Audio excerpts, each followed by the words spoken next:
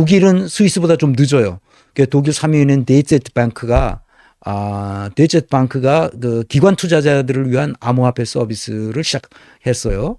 그 작년 겨울이죠. 1년 전쯤에. 그다음에 코메르츠방크, 이게 아마 두 번째로 큰 은행 같은데 코메르츠방크, 나도 독일에 있을 때 코메르츠방크를 이용했어요. 그 코메르츠방크 암호화폐를 쓸 수 있는 라이선스를 정부로부터 얻은 모양입니다. 작년에. 그리고 153년 된 도이치방크, 153년 된 그 거인은행, 거대한 은행, 이게 도이체방크를 두고 하는 말입니다. 이것도 이제 크립토를 서비스하겠다 할 의지를 내 보이면서 그 정부 당국에 인가 신청을 했죠. 바핀이라고 합니다. 바핀, 그 분데사암트 뭐 피난스 아우프지히트인가 뭐 그런 게 있어요. 정확한 이름은 잘 모르겠는데, 그러니까 금융감독청이 있습니다. 독일에도 연방금융감독청이죠. 거기에 아마 신청을 한 모양입니다. 그 독일에서 제일 큰 도이치방크가. 그래서 1년 후에 금년 초에 최종 인가가 나서 독일에서 최대 은행인 도이치방크가 직접 하는 것은 아니고 자회사를 사들여서 그 자회사가 크립토 파이낸스를 라는 자회사를 사들여서 그 자회사를 통해서 영업을 할 수 있도록 한 거죠.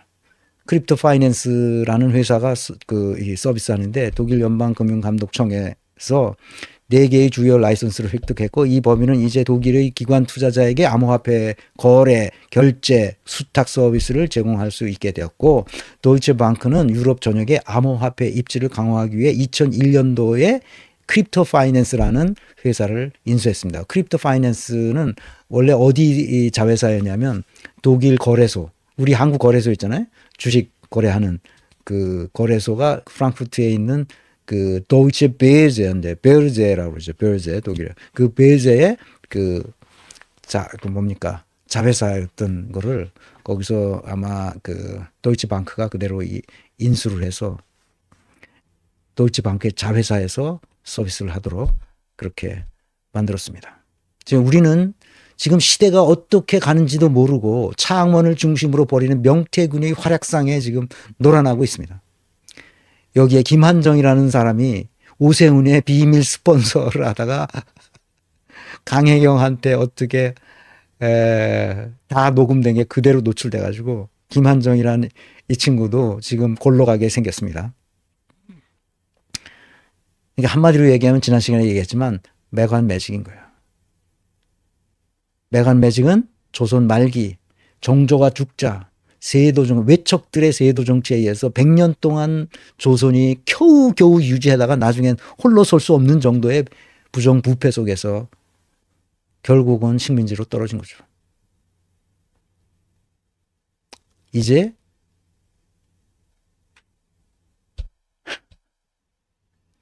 채무 이행 각서까지 나왔어요.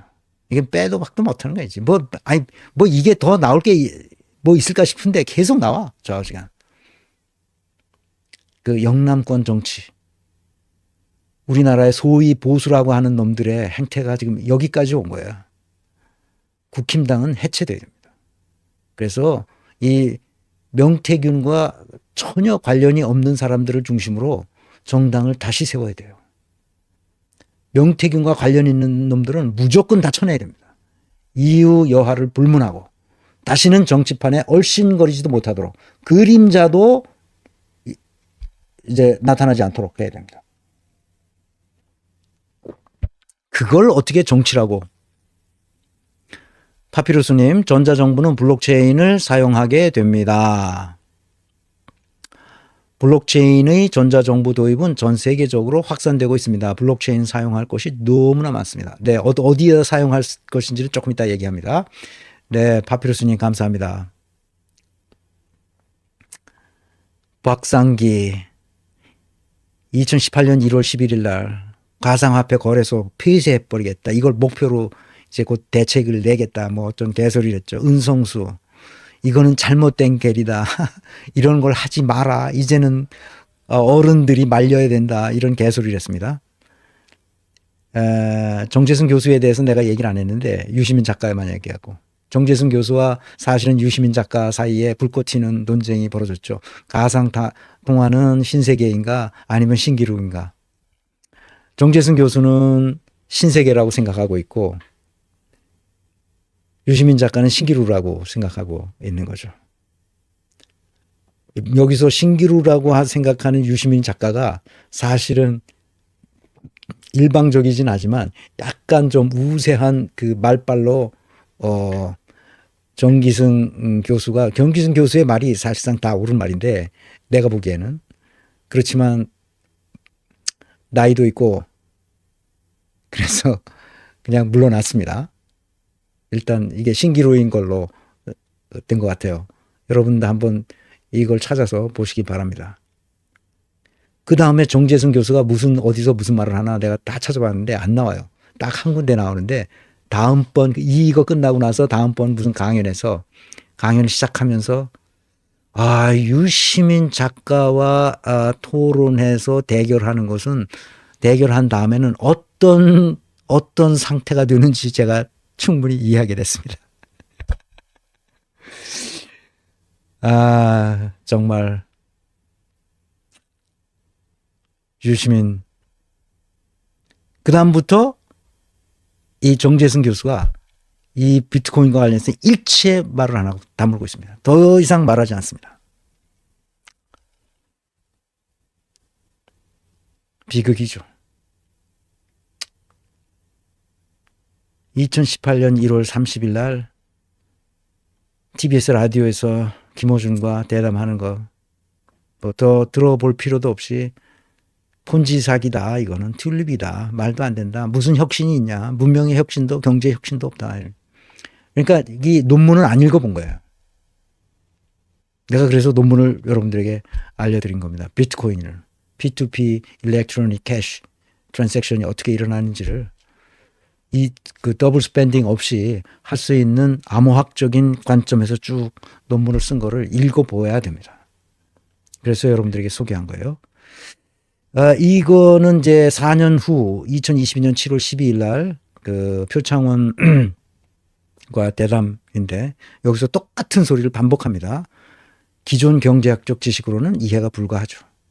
그러니까 기존 경제학적 상식으로 이해 불가하다고 해서 그것이 없으면 그것이 있으면 안 된다고 말하는 것이야말로 오만의 극치죠. 조선시대에 세종 임금이 만든 이 자음 모음의 철자법을 조선시대 지식인들은 철저히 외면했습니다. 최만리를 필두로 한 많은 재상들이 이런 걸 만들면 안 된다. 나는 이 비트코인과 관련돼서 유시민의 망언을 보면 전형적인 조선시대 지식인의 모습을 봅니다. 계속 내가 옳은지는 몰라요. 이런 얘기를 계속 중간중간 후렴처럼 얘기하면서 계속 폰지 게임이라는 거야. 폰지 사기라는 거지. 참. 알 수 없는. 블록체인 기술과 암호화폐는 무관할 수가 없어요. 블록체인 기술을 써야 돼요. 암호화폐를 산출하는 방식, 그것이 이 노드가 결성되는 방식, 그것이 다를 뿐이에요. 그러니까 블록체인 기술로 만들어진 두 가지 방식의 합의 알고리즘이 있어요. 그러니까 그 합의한다는 것은 뭐냐?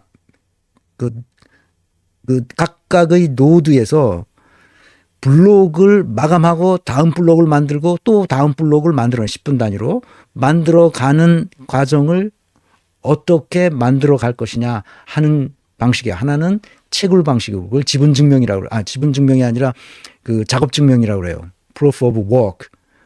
컴퓨터가 일을 해야 돼요.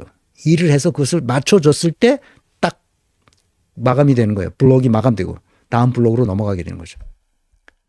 그런데 그러니까 이제 전기도 있고 뭐 많이 뭐 저거 그거 저기 환경에 안 좋고 환경에 안 좋지도 않아요. 왜냐하면 남는 전기를 쓰면 되니까.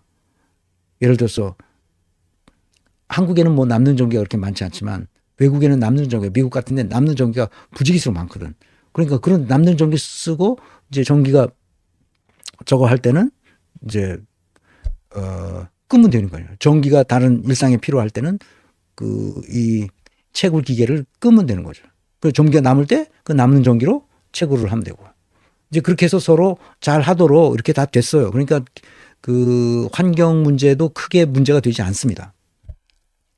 그러니까 이제 문제가 되는 거는 이 채굴을 하는데 따른 이 전기 수요가 많이 있다는 걸 알고 그 이더리움서부터는 채굴을 하지 않고 지분으로 증명하는 방식, proof of stake라고 해요. 그 지분으로 증명하도록 그렇게 해서 지분 증명 방식으로 바뀌었어요. 이게 블록체인은 채굴만 해서 되는 건 아니고 지분을 증명하면서도 될 수 있도록 이게 시스템이 조금 바뀐 거예요. 다른 암호화폐. 물론 이제 비트코인은 계속 채굴을 합니다. 근데 다른 이더리움이나 이런 건 처음에 채굴을 했다가 나중에 이게 지분 증명으로 바뀝니다. 그리고 요새 나오는 대부분의 암호화폐들은 대개 지분 증명으로 해요. 아시겠죠? 그러니까 블록체인 기술은 그대로 있는 거예요. 그걸 증명하는 것을 이 채굴로 할 것이냐 아니면 지분으로 할 것이냐는 차이가 있을 뿐이지 블록체인 기술은 똑같은 거예요.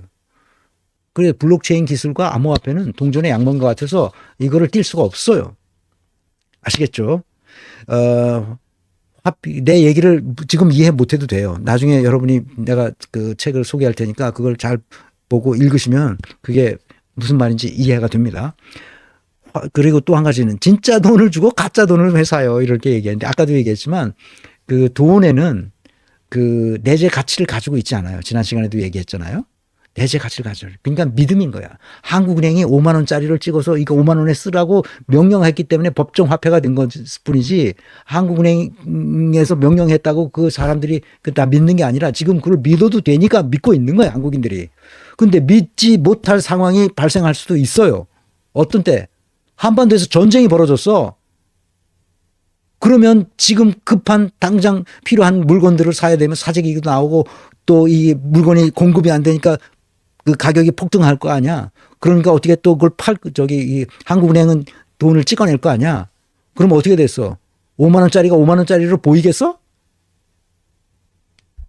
말이 안 되는 거예요. 화폐 자체에는 내재적 가치가 존재하지 않아. 처음부터. 그것은 믿음의 문제야. 국민 대다수가 그렇게 하기로 믿어주느냐 믿어주지 않느냐의 문제야.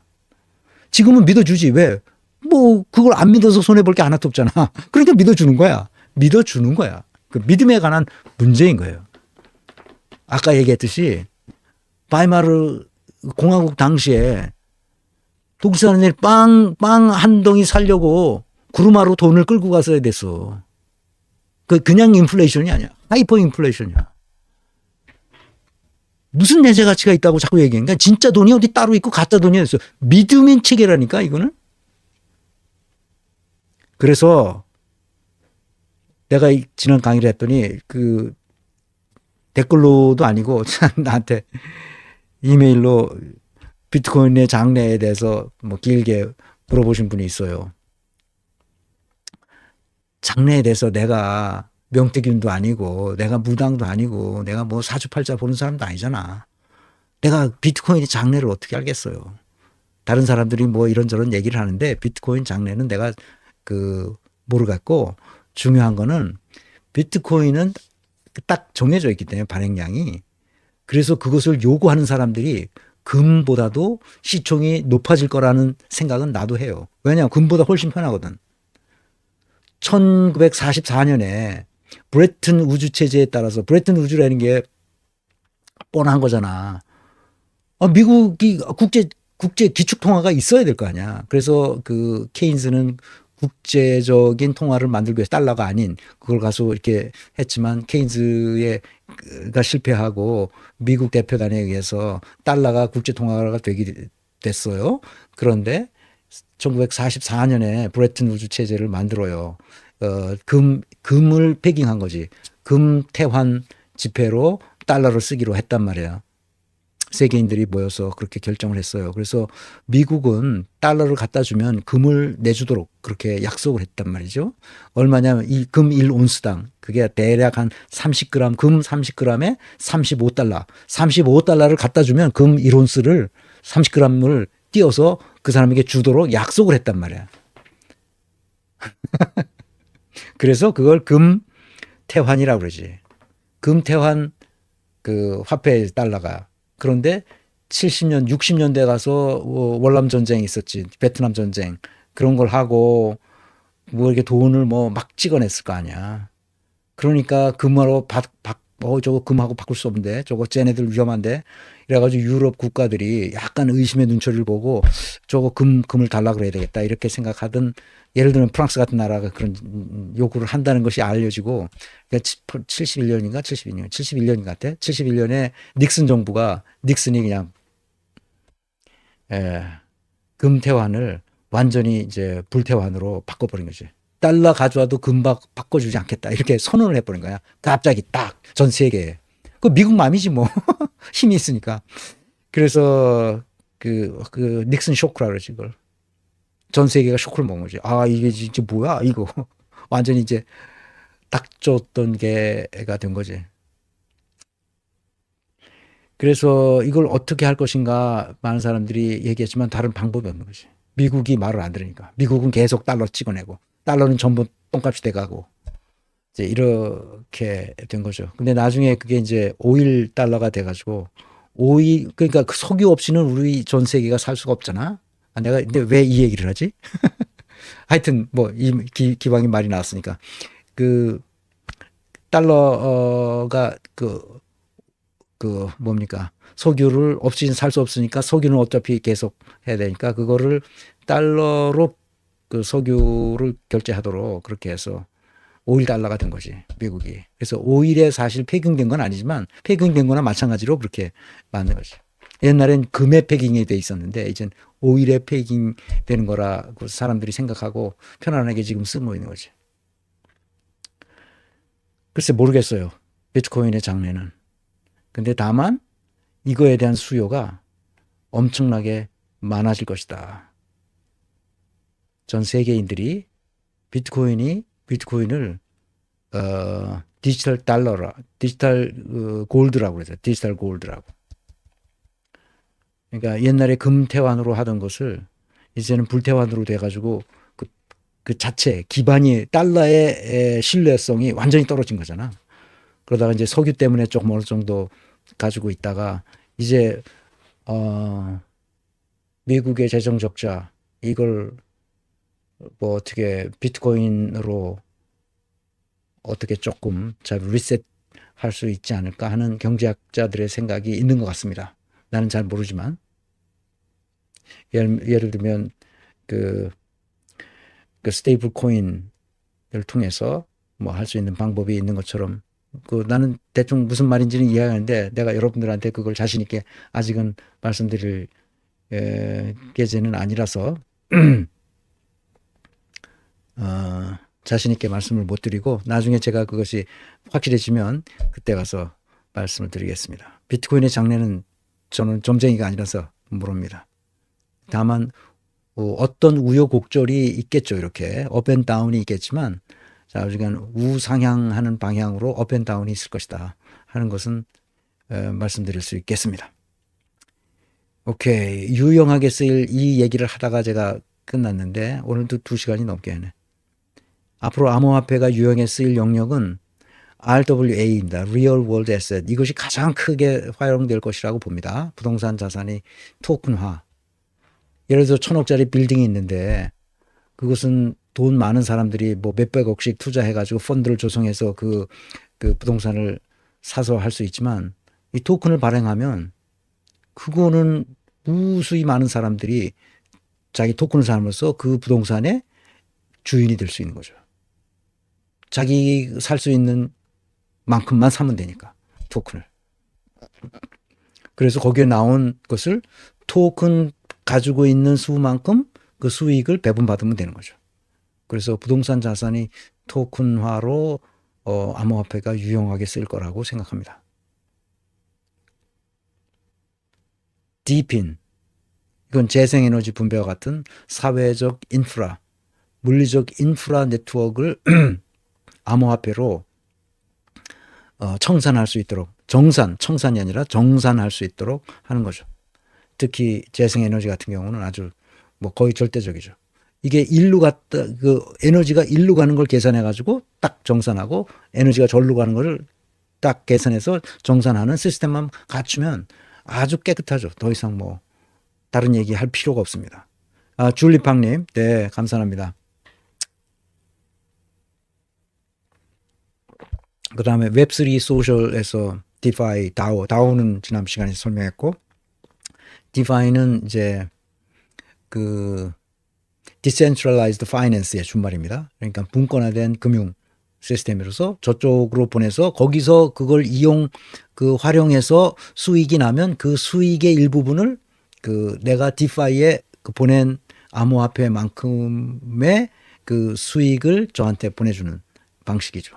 이제 이게 지난번에 거래소 FX가 파산하는 바람에 우리나라 그 디파이에 투자했던 투자자들 한 3천여 명이 3천 몇백 명이죠.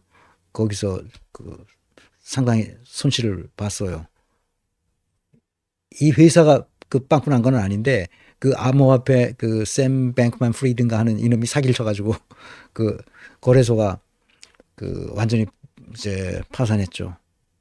그래서 그때 손실을 입었었던 분들을 다 보상해주고 한국 거래소에 진출하려고 했던 파이낸스가 아니라 바이낸스를 지금 아니 이유도 없이 지금 신고를 안 받아줘서 그 3천여 명이 지금 그 어려움을 당하고 있는 것 같습니다. 지금 업계가.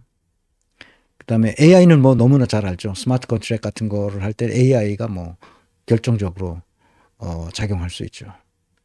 그다음에 GK 프로프는 그 제로 날리지는 이건 신원 인증할 때 나의 신원이 밖으로 노출되지 않으면서 내가 누구라는 것을 알려주는 그 영지식이라고 그러는데 제로 날리지.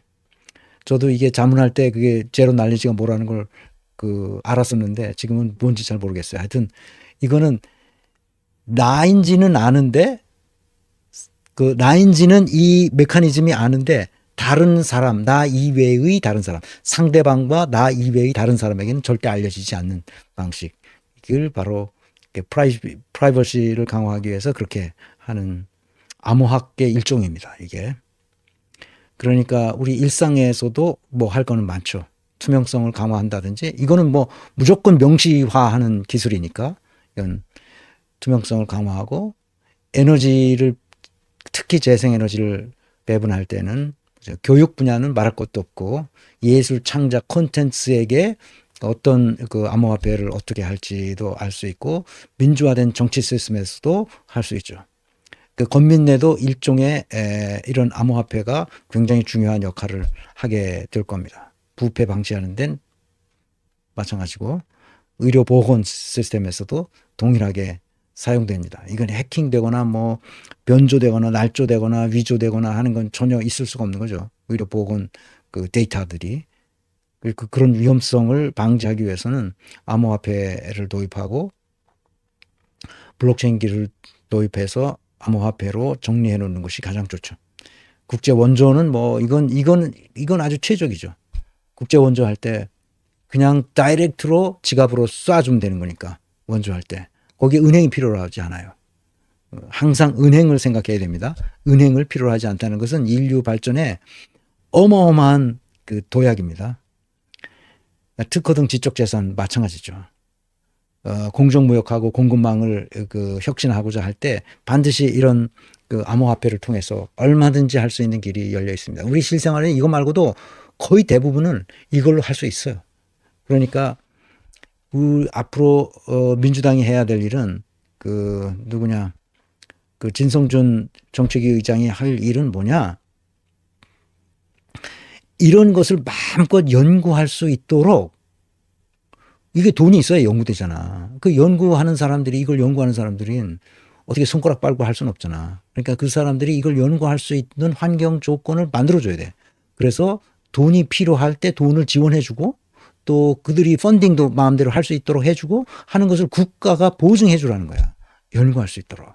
그래서 늘 이 안에 샌드박스 안에서 마음껏 연구하고 실행해보고 그래서 그 도약할 수 있도록 기회를 주라는 거예요. 젊은 사람들한테. 4차 산업혁명 핵심 기술을 다시 얘기합니다. CPS나 AI나 로보틱스는 일반인들이 범접하기가 어려워요. 이거는 전문가들이 세계란 말이에요. 개인 맞춤형 생산, 개인 맞춤형 서비스는. 그러나 블록체인과 크립토 스페이스는 개인들이 얼마든지 할 수 있는 거예요. 아까 내가 얘기했잖아요. 그 1비트코인을 n분의 1억분의 1로 나눌 수 있다고.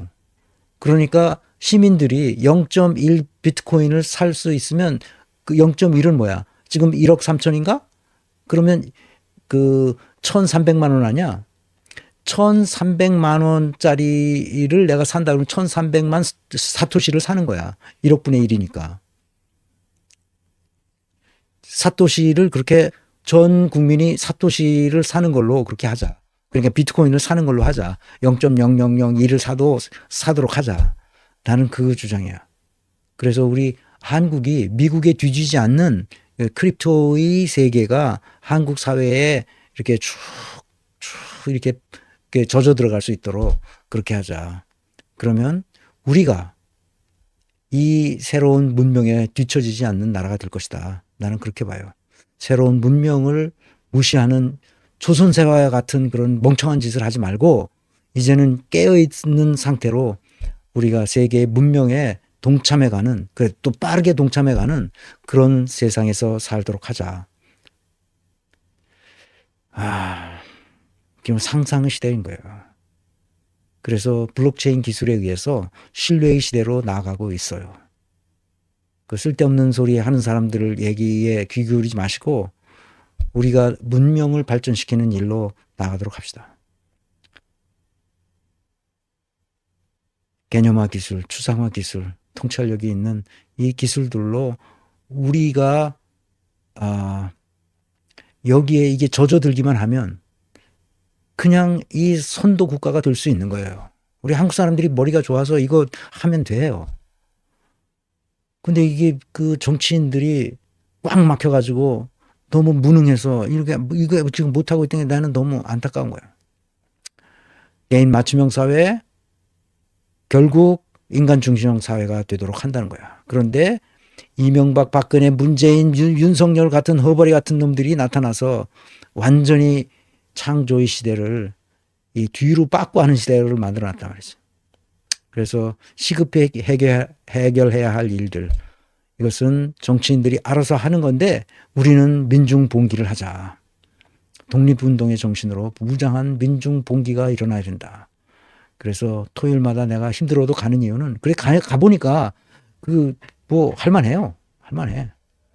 산책도 하는데 뭐 여기 그 산책하는 겸 가서 행진도 같이 하고 재밌어. 그리고 각 서울에 오기 어려우신 분들은 각 그 지방에 거기 도시마다 전국이 함성을 외치면 됩니다. 안 될 거 없어요.